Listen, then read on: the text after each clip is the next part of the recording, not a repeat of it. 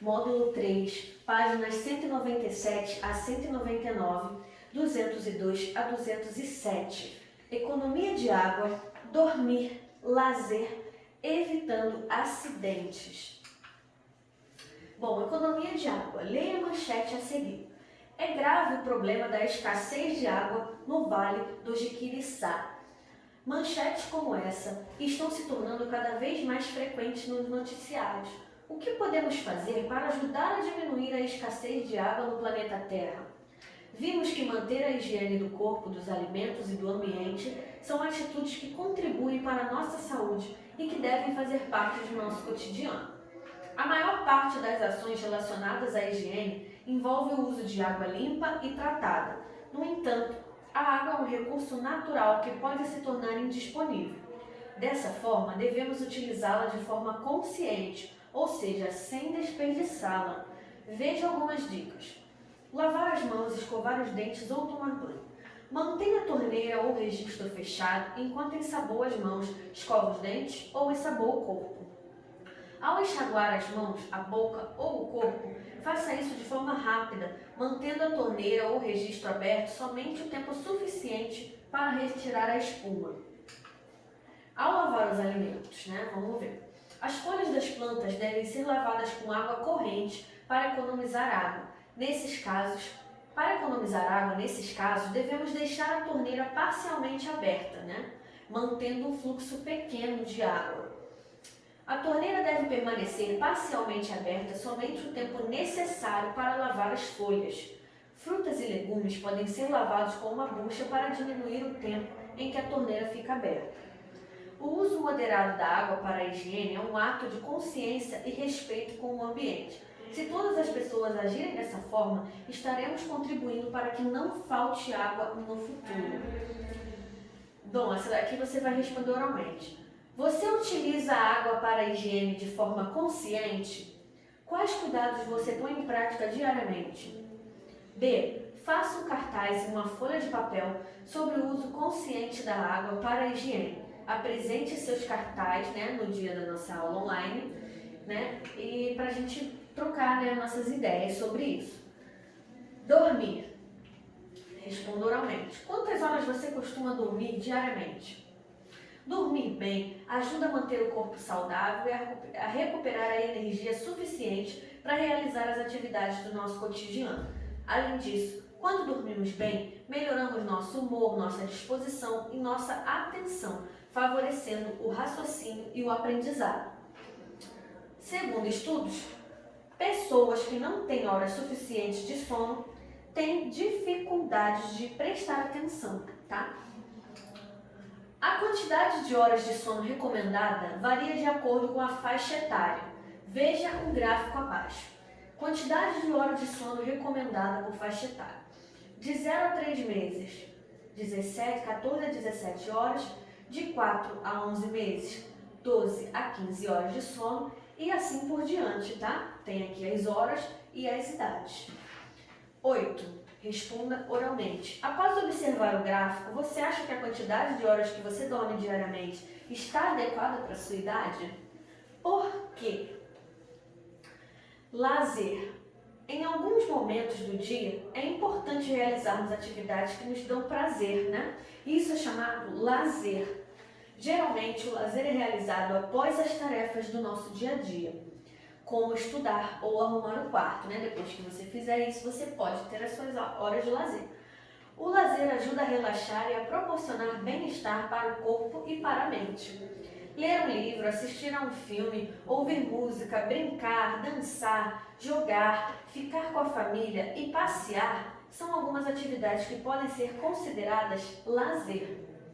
A dança pode ser uma forma de lazer. Atividades. Assinale os cuidados que devemos realizar em cada situação. Antes de comer, a maçã, e após, o que nós devemos fazer? Você vai marcar o X.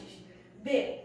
Antes, de almoçar e após também. 2. Circule os objetos que geralmente são utilizados na limpeza do nosso corpo, Então você vai circular. Evitando acidentes. Observe a imagem ao lado. O que os personagens desta ilustração estão fazendo?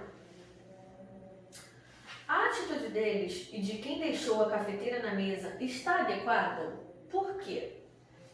Diversas situações do cotidiano podem causar acidentes, ou seja, acontecimentos inesperados capazes de provocar danos ao ser humano ou a outros animais. No entanto, apesar de inesperados, alguns acidentes podem ser evitados. Os acidentes podem ocorrer em vários locais, inclusive dentro das residências, os chamados acidentes domésticos. Os mais comuns no dia a dia estão relacionados a queimaduras, a quedas, a intoxicações e a cortes. Veja a seguir como eles ocorrem e como preveni-los.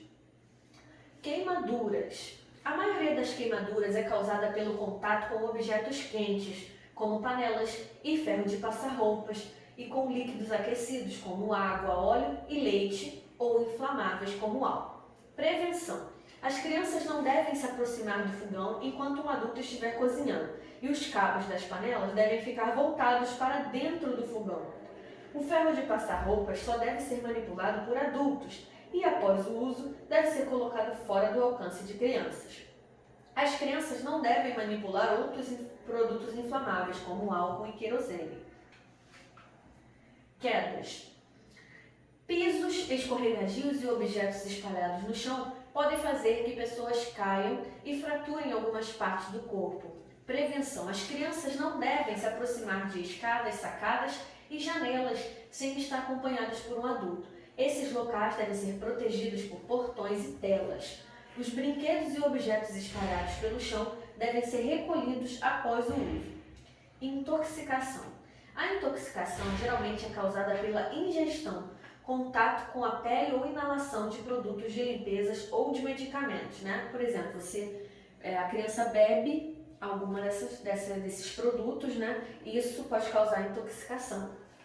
Os produtos de limpeza e medicamentos devem ficar armazenados em suas embalagens originais, em armários trancados, fora do alcance de crianças. Ferimentos por objetos cortantes. Outro caso de acidente doméstico são os ferimentos causados por manipulação de objetos cortantes, como facas e pedaços de vidro. Prevenção.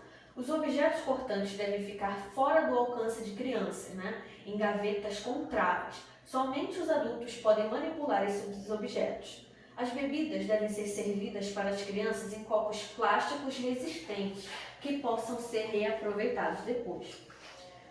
Os cuidados para evitar acidentes devem ser praticados e não apenas nas residências, mas em todos os ambientes que frequentamos, como na escola. Veja a seguir alguns cuidados que devemos ter no ambiente escolar. Usar calçado confortável e com solado antiderrapante, como o tênis, para praticar as atividades durante as aulas de educação física. Andar devagar pelos corredores da escola, sem correr. Usar equipamentos de segurança como capacetes, cotoveleiras e joelheiras para andar de bicicleta, skate e patins, por exemplo. Não correr atrás da bola caso ela escape para a rua. Deve-se chamar um adulto para buscá-la. É importante que as brincadeiras ao ar livre ocorram em locais apropriados, sem trânsito de veículos como parques e praças, sempre com acompanhamento de um adulto. Cuidados no trânsito. No trânsito, é grande a quantidade de acidentes envolvendo veículos e pedestres. A maioria desses acidentes é causada por imprudência das pessoas. Para um trânsito mais seguro, é preciso que todos, pedestres, ciclistas e motoristas, respeitem as sinalizações e as leis de trânsito. Veja a seguir alguns cuidados que os pedestres devem ter no trânsito. Bom, caminhar pela calçada, né? Evitar caminhar no meio da rua ou no meio-fio. Obedecer a sinalização de trânsito, atravessar a rua sempre na faixa de pedestres e somente quando o sinal estiver verde para o pedestre. Prestar atenção antes de atravessar na rua, olhar para os dois lados da rua antes de atravessá-la, mesmo com o sinal fechado. Algumas pessoas utilizam a bicicleta como meio de transporte. Para se locomover pela cidade, essas pessoas precisam ter cuidados com a segurança e com a dos pedestres.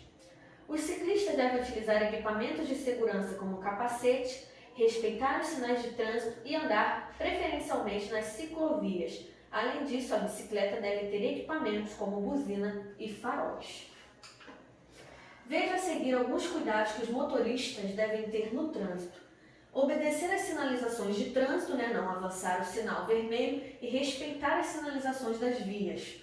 Respeitar a faixa de pedestres, não avançar ou parar sobre a faixa de pedestres. Usar o cinto de segurança. Motorista e passageiros devem usar o cinto de segurança. Não usar o celular enquanto dirige. Estacionar o veículo em um local adequado para atender ou realizar uma chamada no celular. Respeitar o limite de velocidade da via. O motorista não deve ultrapassar a velocidade máxima permitida em cada via. Usar o capacete de segurança com viseira. O motorista e passageiro de motos devem usar capacete bem ajustado à cabeça, tá? Bom, por hoje é só. Um beijo, até o próximo vídeo.